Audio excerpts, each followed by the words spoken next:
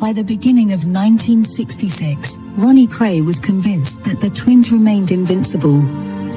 Reggie wasn't quite so delusional. They knew the club, El Morocco, was doing well.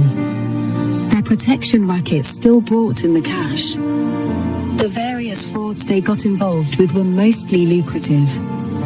Yet Ronnie's illness, as usual, created a terrible unpredictability. The drugs he took couldn't keep him stable. As winter ended, he went into a deep, black depression.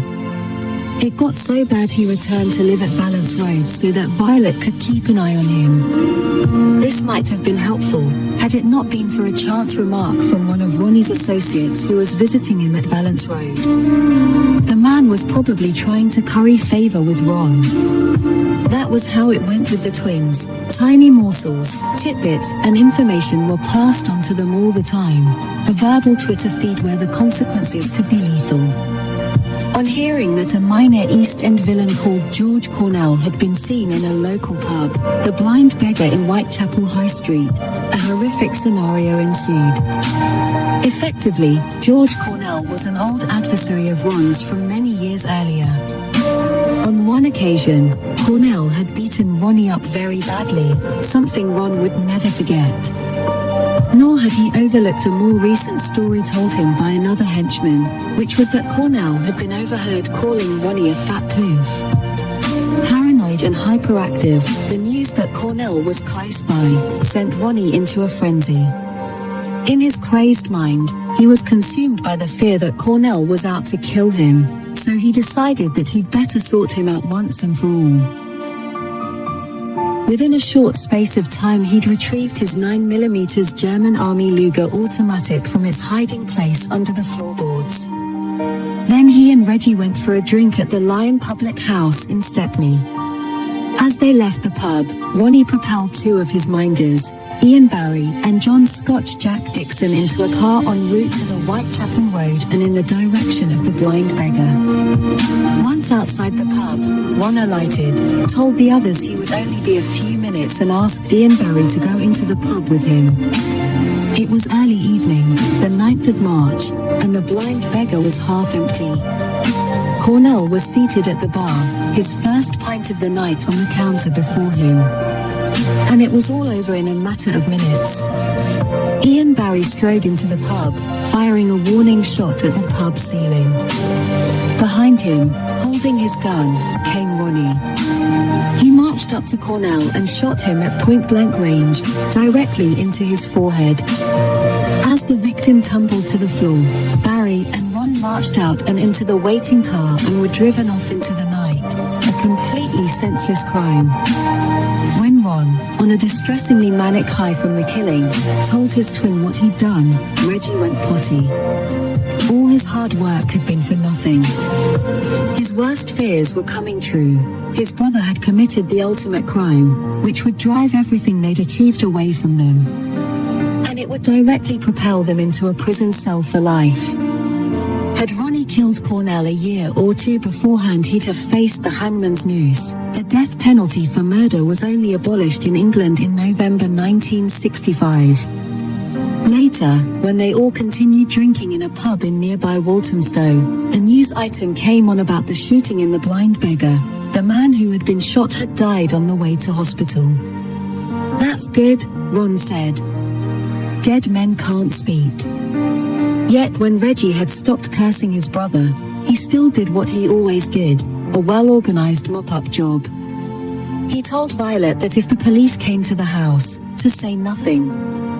He organized a local safe house for Ron to lie low in and got him there, with a minder to keep an eye on him. Then he made sure that all the witnesses in the pub knew exactly what would happen to them if they opened their mouths about what they'd seen. If he was already troubled by his obsession with Frances, his compulsion to remain in control of her life, even as her doorstep Romeo, the killing of Cornell seriously compounded all Reggie's woes and fears. The Shays, he reasoned, had already done their best to wreck his marriage. Now Ron had lost control and he would have to look out for him even more carefully or he'd drag Reggie down with him. The madman was now in charge of the asylum. This was a pointless murder carried out by a homicidal schizophrenic. It wasn't even a brutal attack in a darkened East London street. It had been played out on a stage, in full view of the pub's staff and customers, witnesses to the senseless slaying. It could have been an open and shut case as far as the law was concerned. Everyone in the East End heard what had happened, the rumors and the stories spread like wildfire. Yet the witnesses, too terrified of Kray retribution to open their mouths, could not tell the police the truth about how, in a half-empty pub, George Cornell lay dying from a gunshot wound on the floor. They were sorry but they knew nothing. On the 22nd of March, just under 2 weeks after the murder of George Cornell, Frances visited a firm of solicitors called Lowe and Company on Kingsland High Street, Dalston. The purpose of the visit was to legally change her married surname from Kray back to her maiden name of Shay by deed poll. I believe these two dates in March are connected. Frances and her parents would have heard all the gossip and stories about what Ron had done in The Blind Beggar. Being married to a criminal was bad enough, but being the wife of a man whose twin had committed murder, and seemingly got off scot-free put everything on a different level. At least, Elsie would have argued, Frances would no longer be a Kray. Their name, therefore their reputation, would be rescued. Once she'd sorted this out, Frances made it known to Reggie that she wanted a legal end to the marriage. The marriage had not been consummated, therefore there were grounds for an annulment. Typically, on hearing this, Reggie resorted to devious tactics. Okay, he said, he would handle the petition through his solicitors. He'd talk to them tomorrow. Of course, he did nothing to push this forward as she wished he would. Reggie Kray's marriage annulled, for non-consummation, no way. Bad for the image. He didn't even dare to think what Ronnie's reaction would be.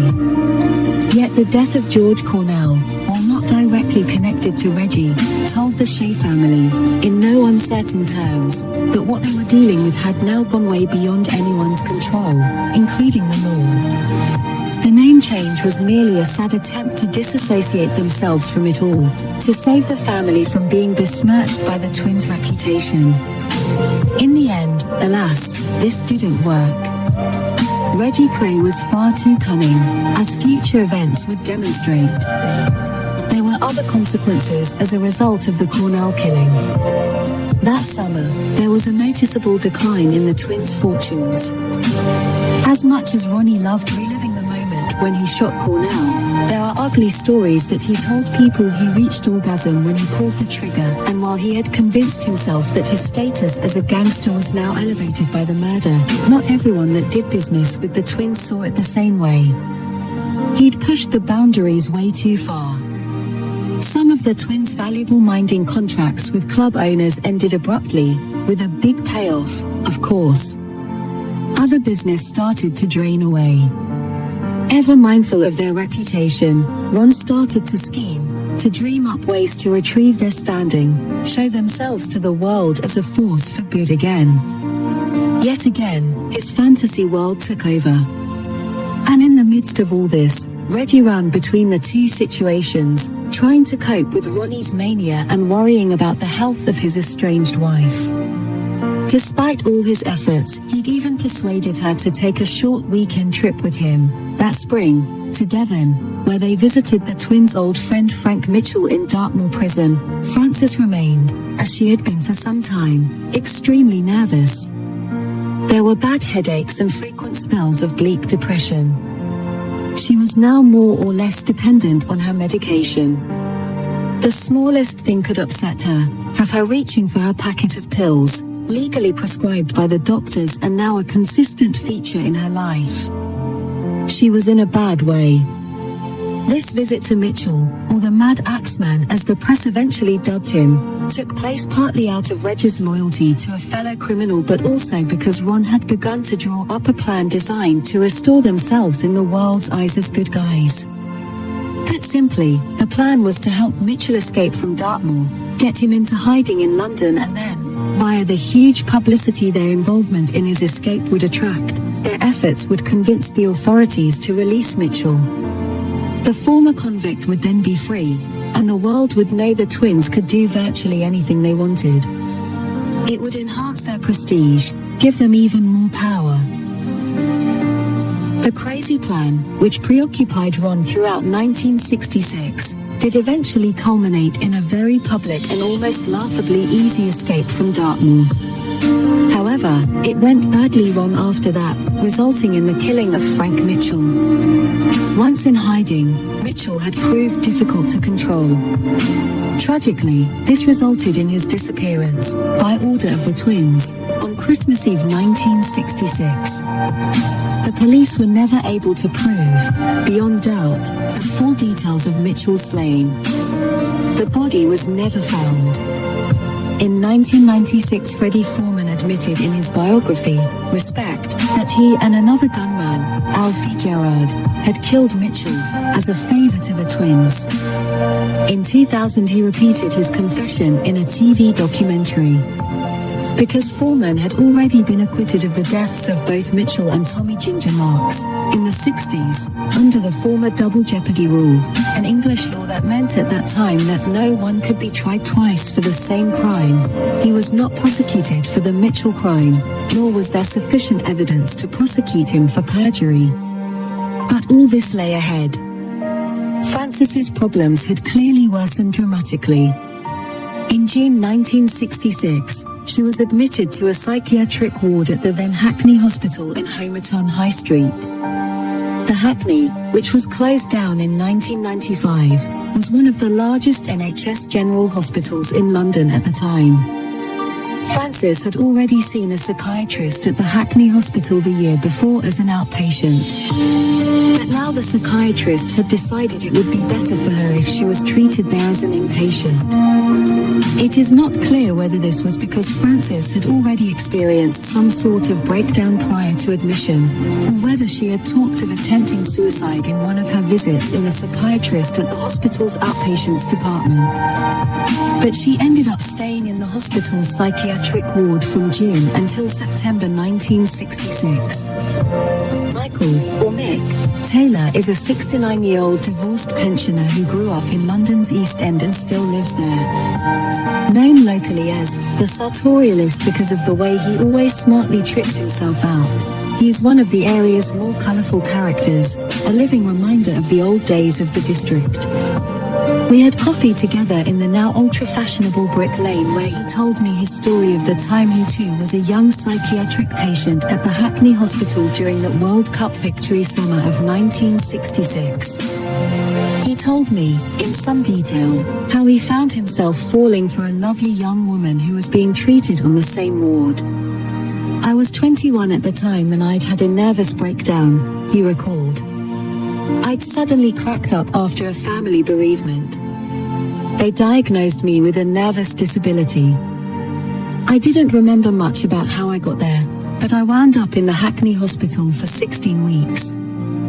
You were in this huge long ward, with about 20 people on it, men at one end, women at the other. One morning, not long after I'd got there, I was lying on my bed and a girl came over, very smartly dressed lady. Immaculate.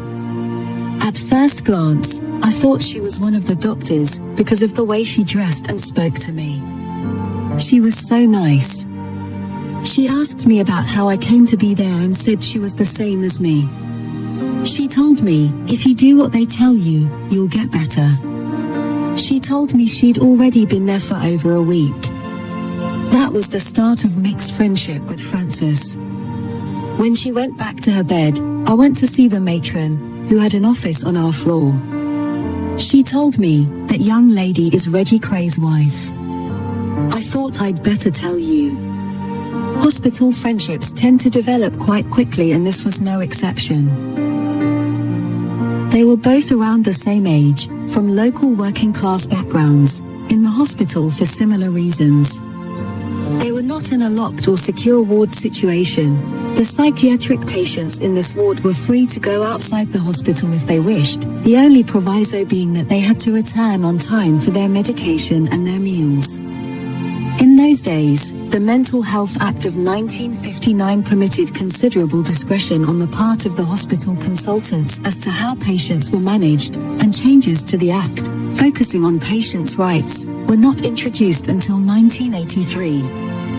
The matron's comments didn't trouble Michael. "I wasn't really frightened by knowing Reggie was her husband," he explained. The same day, we went for a long walk outside and she started to talk to me about her life. She told me she was never in love in her life. He never had the time for her. He was always out, drinking, clubbing. She told me she would wake up in the morning when she was with him and find a gun or a hammer lying under the mattress. She said she was scared something might happen to her because of the life they were living. It was the uncertainty. And there was no end to it, arguments, violence. Reggie wasn't violent to her. But she said Ronnie was always threatening her, telling Reggie to get rid of her. Reggie treated her well. She could have anything she wanted. She never went to work, in a way he had her entire life. But she couldn't take Ronnie.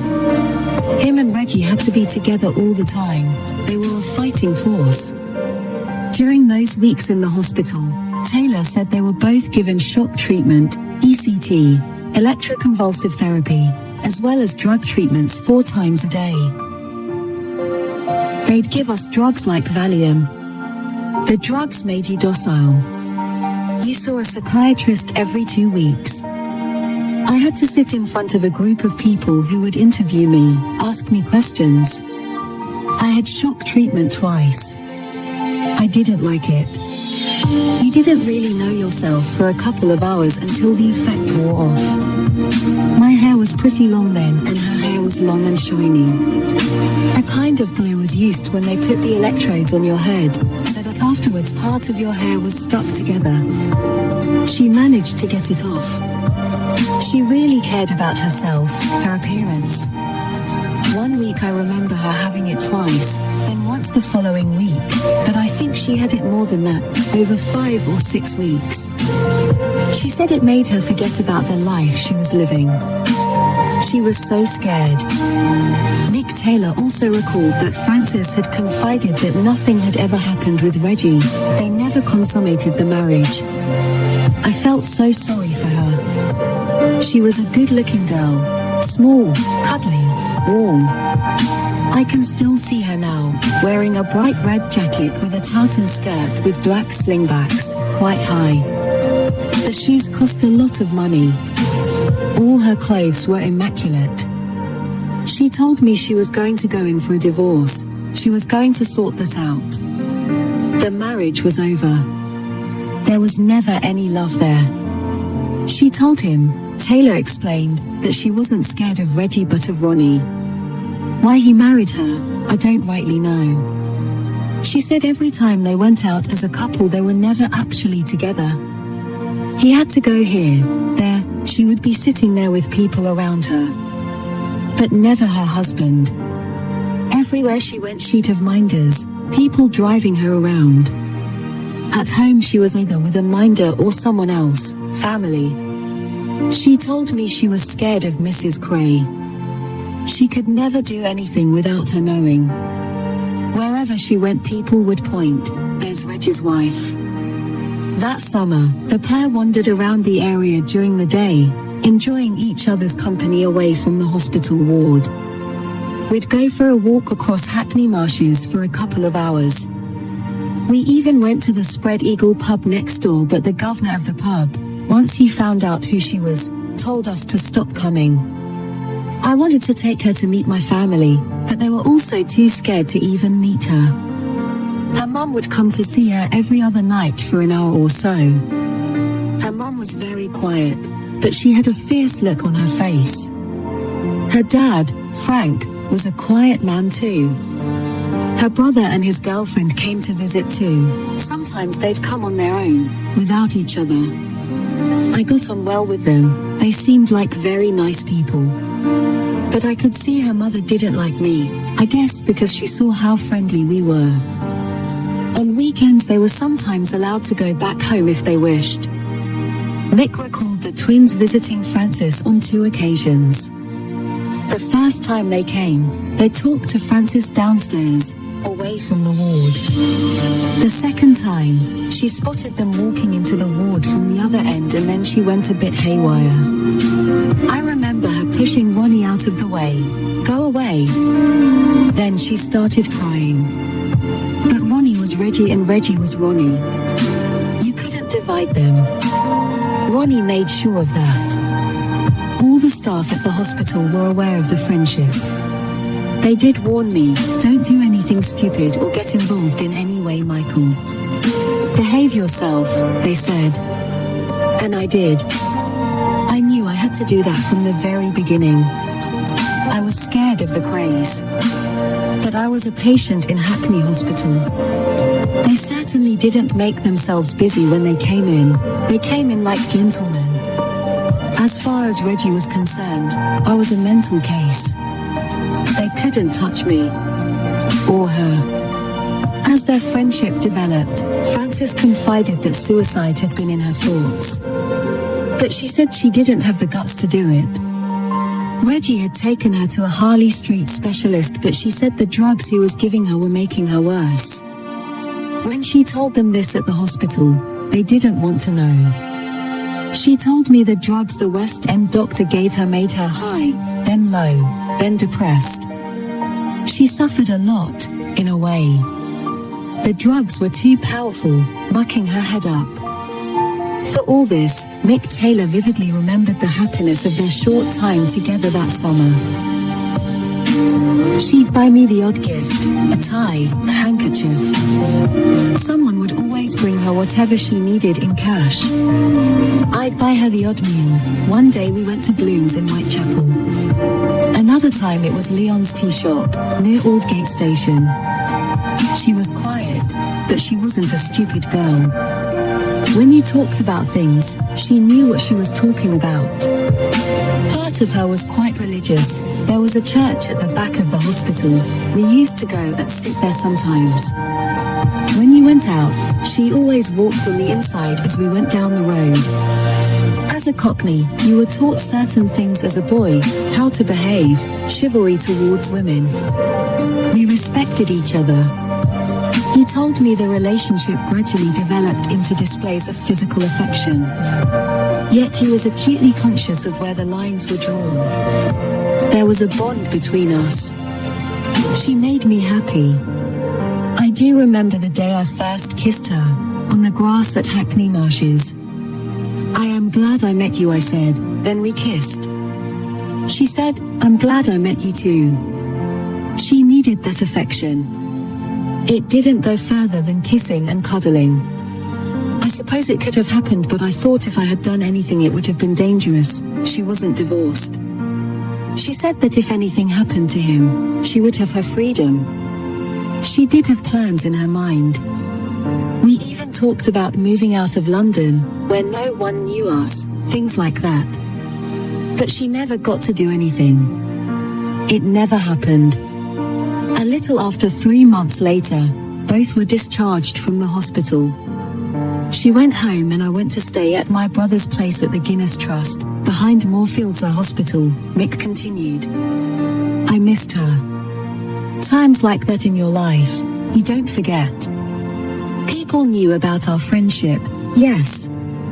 But I kept out of harm's way afterwards, went to work for the council, doing highway repairs. The news of what happened to Francis, less than a year later, came as a devastating blow when he read about it in the newspaper. I couldn't believe it at first. But when something like that happens, you have a sense that it's meant to happen. Knowing her, in a way, made me grow up. You start to realize what's right and what's wrong, and be honest with yourself.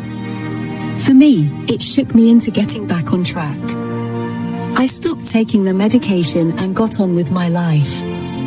She would have made me a good wife.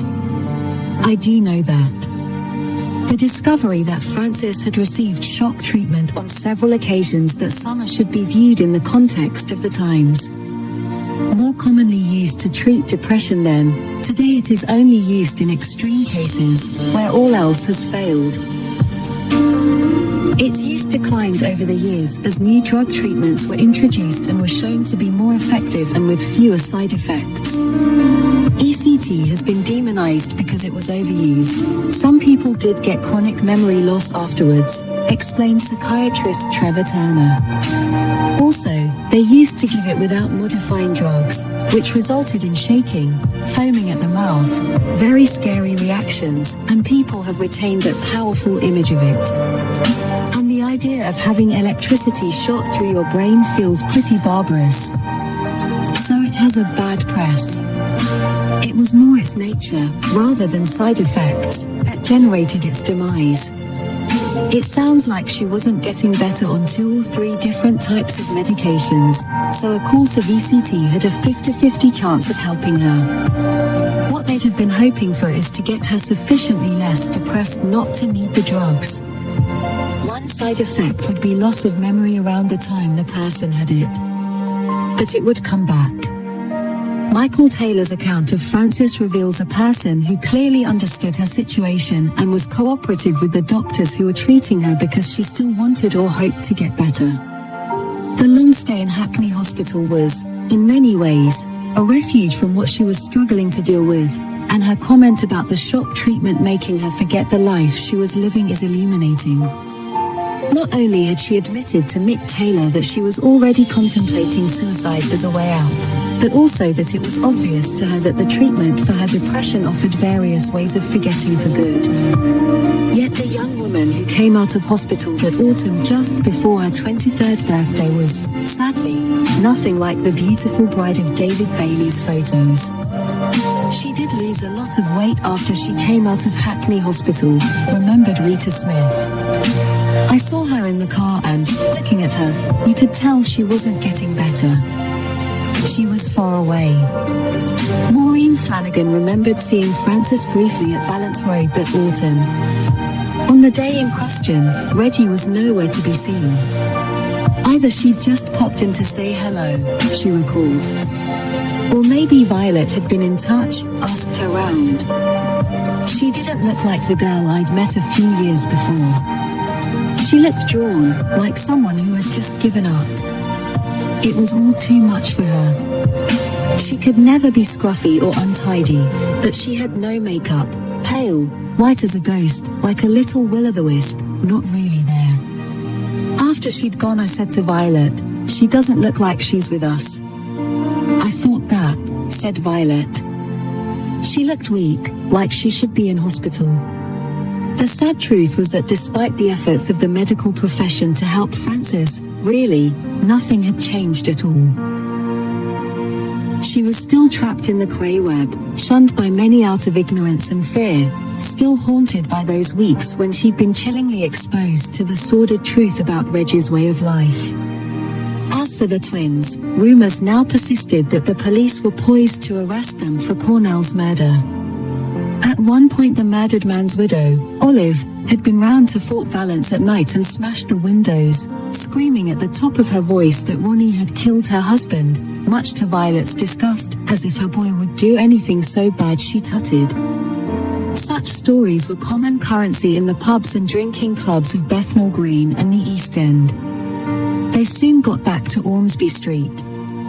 The next thing everyone heard was that the twins had flown the coupe to Tangier, Morocco. As John Pearson recorded in The Profession of Violence, Ronnie enjoyed the Arab boys. Reggie invited out a hostess from the Latin Quarter Club in London. During her fortnight with him, he never once referred to Frances or the East End. But the holiday was cut short. The twins' notoriety now trailed behind them everywhere. The chief of Moroccan police arrived in person at their hotel to inform them they were undesirable aliens. John Pearson said, 2 seats were booked for them on the next plane back to London, when my research later unearthed a short handwritten letter addressed to Francis dated the 17th of October 1966, posted in Tottenham, London. Another tragic piece of the jigsaw puzzle surfaced. The note, from someone with a Greek-sounding surname, indicated that Francis was buying street drugs. Whatever Francis was hearing or being told about Reggie via the local whispers and the rumors at that time, they would only have served to exacerbate her fears, her terror. The unhappy young woman was now embarking on a perilous road towards self-destruction.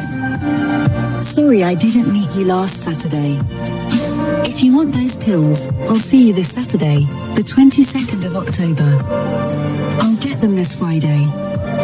I will meet you outside the Odeon Cinema at 3 p.m. Be there. P.S. If you want to answer back, write to me. Please answer if you are not coming.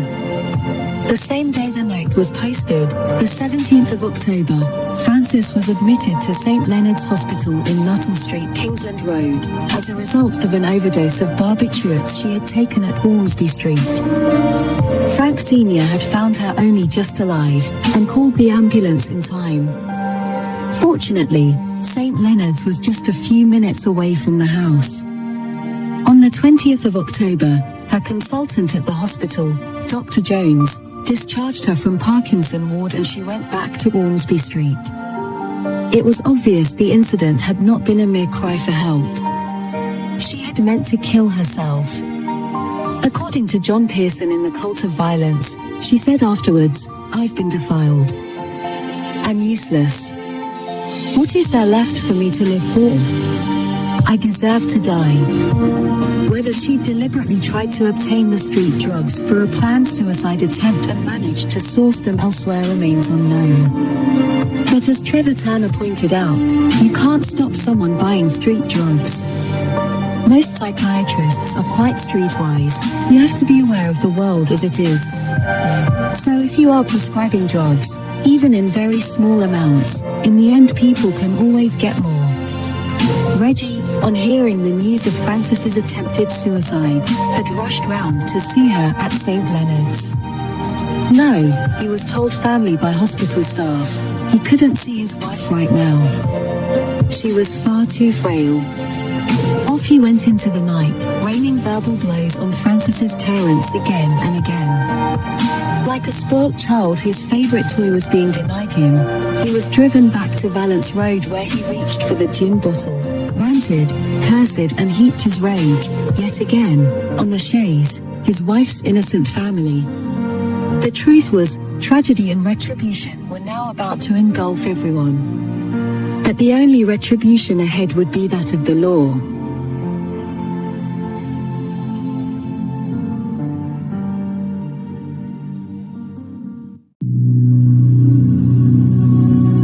Thank you for watching. If you enjoyed the video, please join our Facebook group. It's called Krays Crime Lords of London. We're a friendly moderated group with over 1,000 Kray and other celebrated gangster videos available for view. There's also thousands of images in the photos sections. The link for the group is in the YouTube description section. I hope we see you there soon.